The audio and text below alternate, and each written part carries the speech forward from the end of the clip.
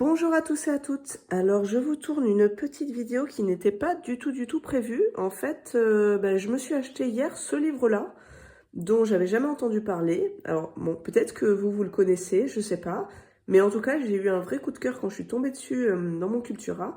Et j'avais envie de vous le présenter, sachant que d'habitude, je peux pas filmer de vidéo le week-end. Là, on est samedi matin. Mais là, j'ai de nouveau de la chance puisque j'ai ma famille qui est partie au poney sans moi.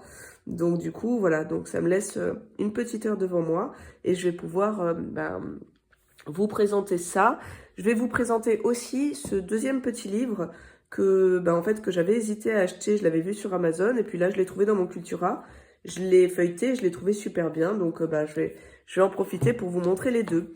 Alors, ce livre-là, c'est un livre édition Marie-Claire qui est en hardback, donc cartonné, et qui comprend 25 scénettes, esprit croquis en fait. Voilà, donc l'illustratrice, moi je la connaissais pas, Claire Morel Fatio. Voilà, donc je vous montre, j'ai déjà commencé à faire des tests hier soir, parce que comme je vous dis, je pensais pas que j'aurais l'occasion de vous le présenter tout de suite, donc écoutez, ça tombe bien. Donc en fait, à chaque fois, sur chaque page, on va avoir la mise en couleur et de l'autre côté le dessin. Et le papier est quand même assez épais, assez épais. Et comme il est lisse, j'avais peur que l'aquarelle passe pas. Or, ça se prête vraiment à faire de l'aquarelle. Et en fait, ça passe. Clairement, je vais vous montrer, j'ai fait des tests à la fin, puisque à la fin, elle met des petits bonus. Donc voilà, j'ai testé sur les bonus. Je vous le montre pour une fois, page par page.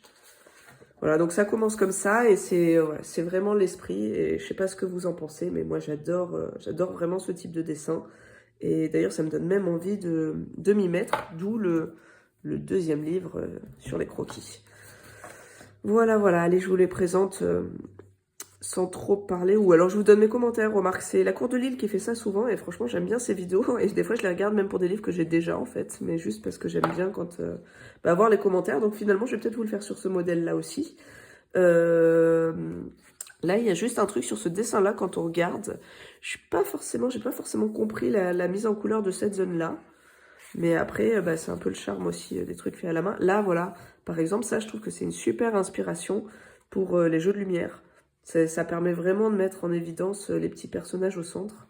Et ça, c'est super cool. Et ça donne vraiment envie de faire de l'aquarelle, en fait, je trouve. Parce que c'est plus simple. En fait, il y a déjà des livres à l'aquarelle un peu comme ça. Mais ce côté croquis un peu simpliste, quelque part, en fait, ça donne du charme, je trouve. Puis du coup, c'est moins long de mettre en couleur. Enfin, vraiment, c'est un truc hyper agréable. C'est un livre que je me vois finir, en fait. Et ça, c'est quand même assez rare.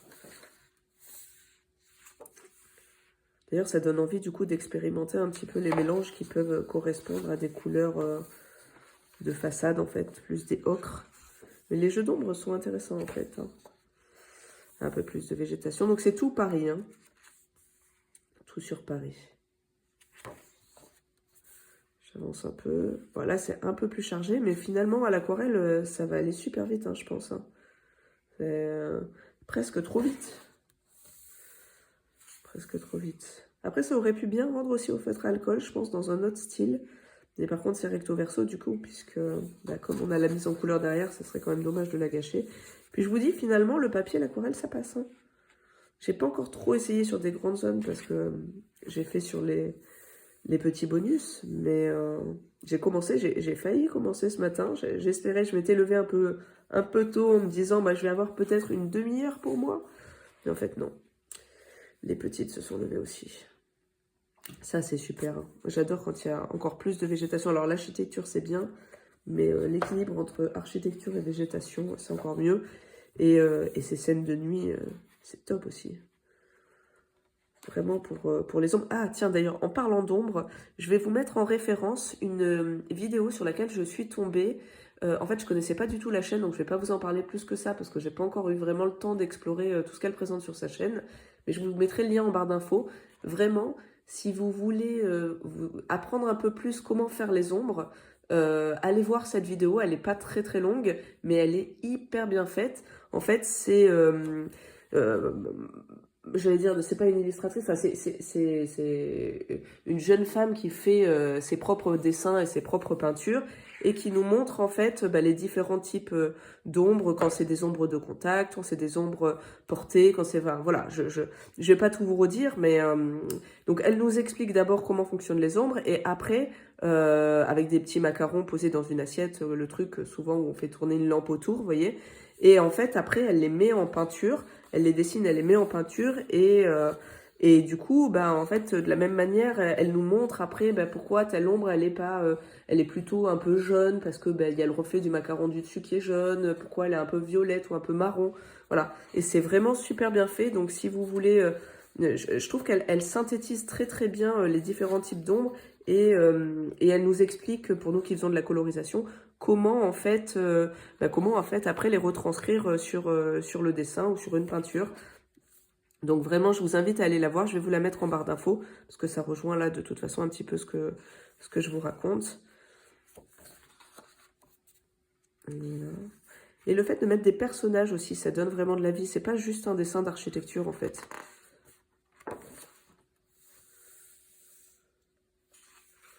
Je pense qu'il y en a pas mal qui vont craquer, mais ça m'intéresserait de savoir, est-ce que c'est moi qui, comme je me suis tenue un peu loin du colo pendant un an, bah, découvre ce truc-là alors qu'en fait, il y a plein de gens qui en ont parlé, ou est-ce que effectivement c'est un truc qui vient de sortir et que vous découvrez avec moi? Ça m'intéresse de savoir. Est-ce que c'est possible effectivement qu'on en ait déjà parlé, hein, franchement, mais en tout cas, moi, je l'ai vraiment découvert hier. Personnellement, j'en avais pas entendu parler et c'était la très bonne surprise. Surtout que dans mon Cultura, bah, franchement, il n'y a pas forcément énormément de trucs à ce niveau-là. Donc, bon, ça se développe petit à petit, mais on n'y est pas encore, quoi. Et donc, c'était vraiment une très, très bonne surprise. Et la qualité du papier, le fait que ça soit un bel objet, bah, en fait, ça renforce encore le plaisir de cette découverte. Voilà, petite scène de piscine.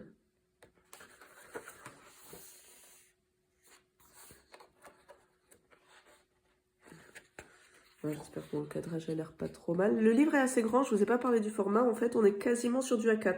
J'ai regardé par rapport à une feuille. En fait, la feuille déborde d'un tout petit peu, vous voyez, comme ça, à peine, même pas 1 cm, je dirais.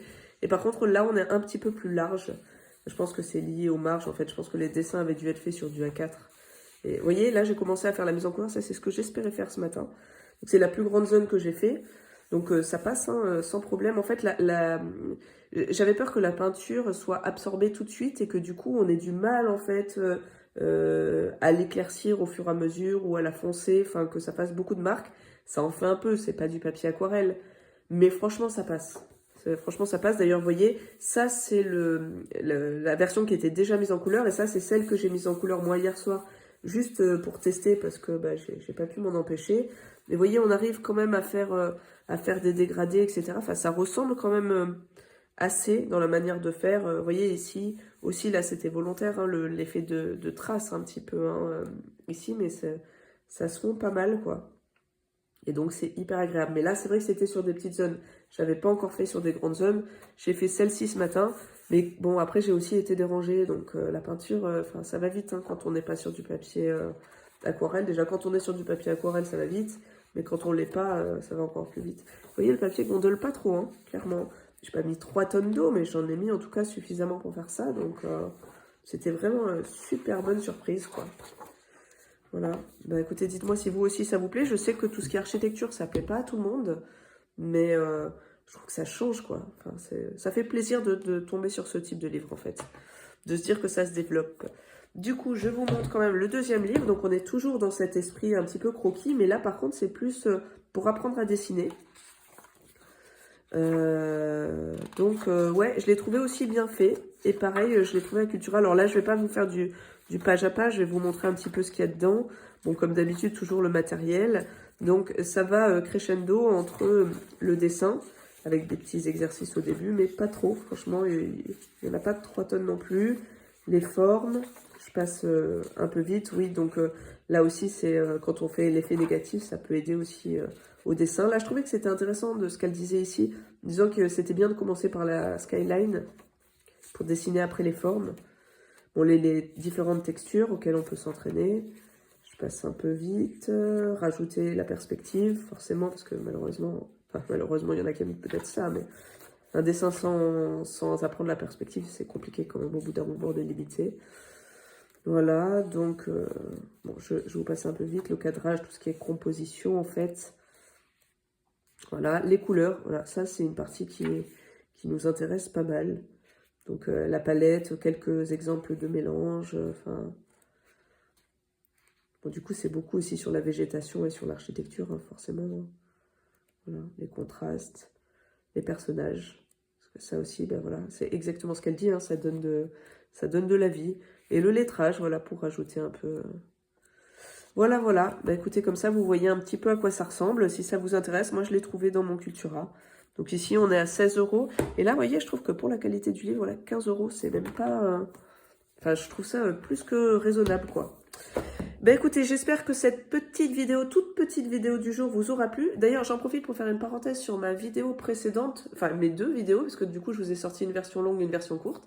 Et en fait, c'est la version longue qui plaît le plus, à mon grand étonnement, alors que pourtant, elle faisait à peu près 2 heures, hein, quasiment, et il y a plein de gens qui l'ont écoutée jusqu'au bout. Et vraiment, merci beaucoup. Bah, donc, je vous ferai la suite, hein, puisque ça a l'air de vous plaire. Je suis pas sûre que je m'amuserai du coup à chaque fois à faire la version courte, parce que finalement, c'est la version courte qui m'a demandé le plus de travail. Dans la version longue, j'ai pas fait de montage. Mais ça me rassure, ça veut dire que je peux peut-être plus facilement aussi vous tourner des vidéos sans trop m'embêter avec le montage, parce que finalement ça vous a intéressé. Donc voilà, j'en profite pour vous dire merci beaucoup. Et puis n'hésitez pas à mettre des petits commentaires ou des petits likes, ça fait toujours plaisir. Voilà, à bientôt, salut!